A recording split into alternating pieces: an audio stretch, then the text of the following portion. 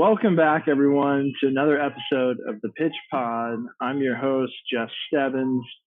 Joined with me this evening, my co-host, Joe Janner. Joe, how are you doing this evening? Hey, I'm doing fine. As always, happy to be a part of the Pitch Pod. Looking forward to recapping the matches from last week and looking forward to our match of the week for this upcoming weekend. Yeah, I think everyone was pretty surprised with that. We had previously looked at Manchester United v Man City, a classic Manchester Derby matchup, which I think we both thought would be a close match. But the fact that Manchester United won and in the fashion that they won it made for a pretty fun viewing experience. And before we kind of get into more specifics, let's just get it out of the way. Joe, you know what's coming. I do. Goal or no goal, and don't give me that running for office political answer. Let's just get down to it. Yay or nay? Jeff, and I prompted you on this, the direction I would take. These are the laws of the game, meant for interpretation. In that contest, he was onside, and I think that it's a deserving goal for them. So, we could go back. The one other caveat to it, I did see some pictures, some clever clip drawings and or Photoshop where he was removed from the field of play and where the ball was in position to the defender and the goalkeeper. It would have been obvious that they would have got to him. And so in a sense, going back to the idea, was he or was not interfering with the play? Again, I say he is onside. The goal stands. Good for them. All right. I'm going to go in the opposite direction. And I do think it's a difficult call, but I think that due to the movements that cause confusion, not the touch of the ball, but just, the interactions that, who the ball was meant for and the run and kind of how the goalkeeper reacted to that really had a big impact on that play. And so I would have called offsides. However, that's me. That's Jeff from the Pitch Pod. And like you said, it's up to interpretation. And the ref looked at the VR, and he's a World Cup referee. So that's his decision at the end of the day. And I'm not overly bothered with the fact that was the call, because I think Man United deserved to win that game. So again, to me, I think Man U, I think that was their game. They outplayed Man City. They won, and they were ready to go. And so, even though I'd say probably offsides for me, my opinion, I think they deserve the win. I get that perspective. I think that's fair. We mentioned it being a home match. These are the type of results and these are the type of outcomes that come from that. It's a much more difficult decision to make in that instance if you were in the opposite fixture and in a different setting, a different stadium, a different venue for that. So I think, again, like you mentioned, I thought that the Manchester United did outperform City. So in a sense that they are deserving of the win. So again, best for them. Yeah, absolutely. And we talked about this during the pre-show, but Ten Hag, he's the man of the hour, right? I was really impressed with him, and this kind of, we can look back at the Ronaldo moment, and maybe that was when Ten Hag kind of, set his standard for the team to rise up to. Maybe that was a bigger deal than what most people realized. But for this specific match, I was really impressed that he was willing to bench his two expensive center backs and put Shaw in, and Shaw did an amazing job in the back, and then he switched his strategy up on the offensive side as well so that they won by a goal. But, I mean, besides the different players, especially Shaw in the back, how did they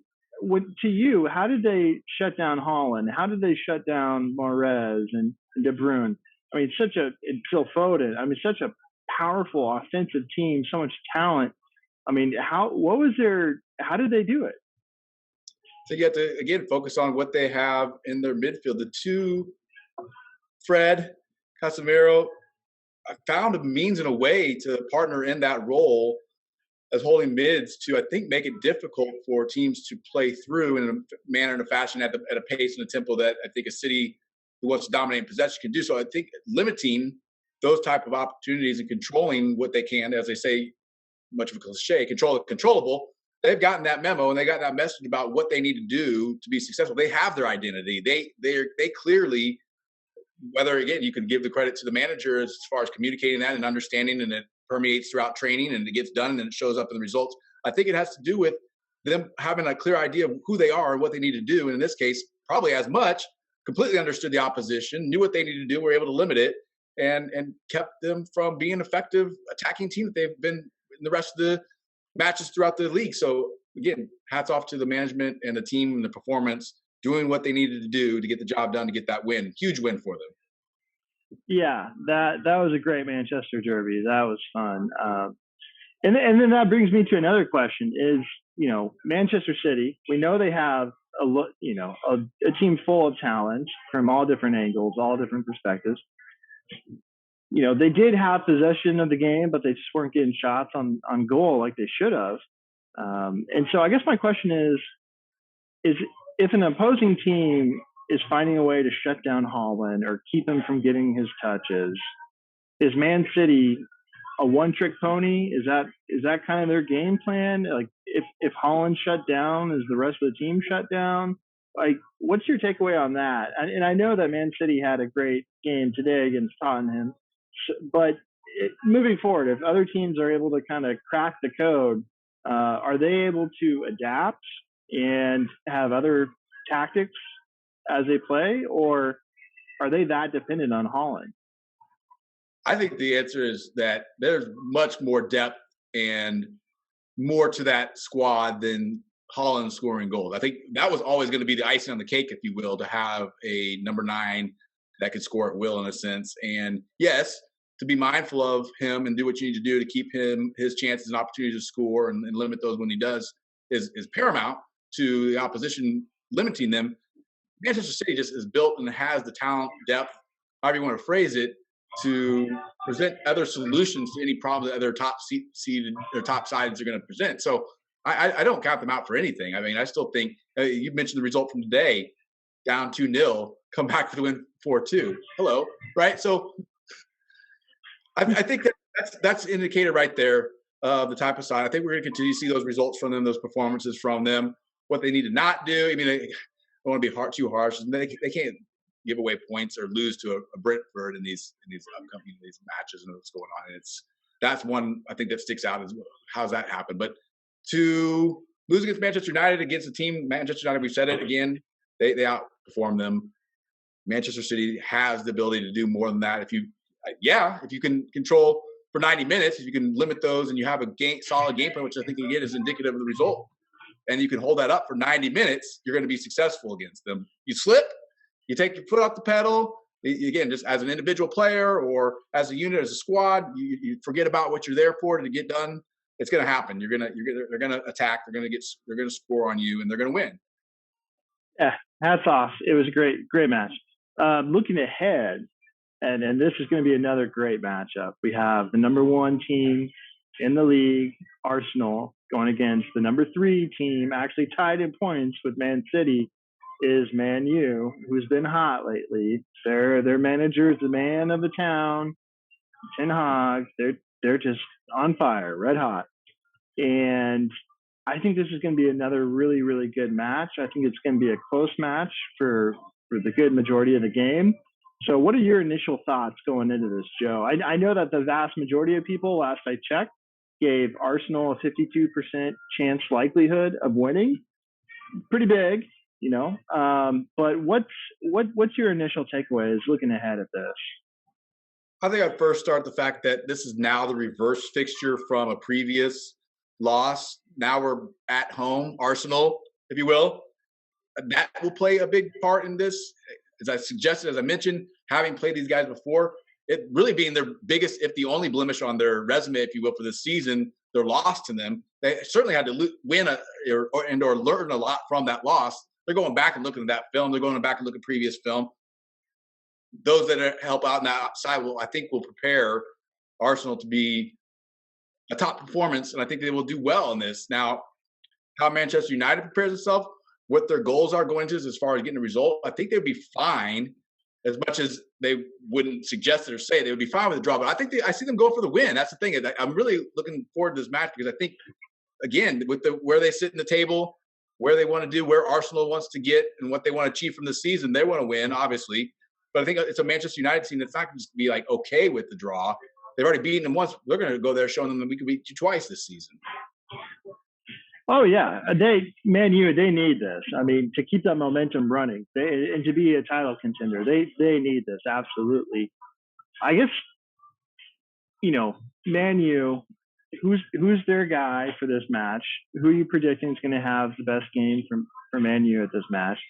And what's the tactic going into this, right? Do they keep Shaw at center back based on how the last match went?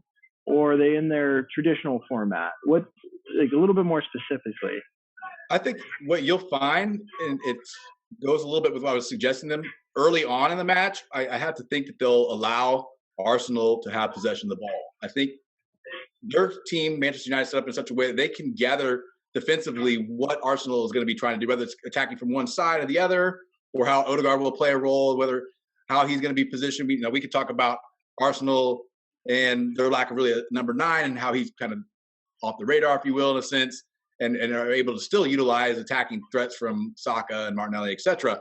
So I think what Manchester United would do well or be set up to do in this contest probably best is look to give Arsenal the ball, allow them to set up, find opportunities to counter, probably mostly on the attacking side of the right, Saka, maybe allowing him to find himself in the space where they can press and he can lose the ball there and counter from that way, maybe quickly switch the play and go from there and have a more than effective counter strike and go about the well, you asked about a top score. Rashford's set to score 1 in this one for me. And through those course, I think he'll be something that the Arsenal has to be accounted for. And I think that's mostly how the game will be set up. If Manchester by chance scores 1, it's going to open things up, and it could really mean a couple different goals, a couple different ways from both sides. So it could be back and forth, one of these back and forth if Manchester United is to score first. Yeah, I agree. I think you're right. I think Arsenal, they're number 9. That's a weak link at the moment. And Man U, the counterattack, that's their opportunity, and they need to take advantage of it. I definitely agree. Before we move on to predictions, Joe, I think our viewers and myself are just dying to know, how good was that Philly cheesesteak sandwich? Wow. Definitely something to write back about. Definitely something to share on the Pitch Pod. You can't go wrong with the Philly cheesesteak sandwich in Philadelphia. So, yes. It was as good as you imagined it would be. Even better. Yeah. I mean, almost writing in my calendar another opportunity to go back to Philly. Let's go. Sign me up. Well, okay, Joe, I'm going to go ahead and do my prediction the first this time. I'm going to say I do think it's going to be a close match, well contested, both top-tier teams. I'm going 2-1 Arsenal. What are we doing? You must have known that was where I was really close to going myself, in the sense that they have it in them to win this. I think that's for sure. I think a little bit of what they're going to be going after is, again, redemption from having the loss there. So there's going to be a lot of fire and a lot of desire in those boys' hearts to go out there, again, at home, to make sure that Manchester United doesn't come out successful. With that being said, it may just be one. I do get the feeling this is one of those, especially as I suggested with Manchester United, maybe sitting back, allowing Arsenal to possess, create chances, try to kind of really identify which approach they're taking early on may lend itself to a first half with no goals. Maybe even into the next 15 minutes, 20 minutes, are some substitutions that's going to come on. Is there going to be a key substitution that's going to be made by Arsenal to then score the one that they need to go through? And so, again, a close match. I have Arsenal winning late with 1-0 versus Manchester United. Okay, both going for Arsenal. All right. So pretty close matches either way. I just want to say thank you to everyone who's watching. Please like, subscribe, and as always, keep pitching out there, everyone. Take care.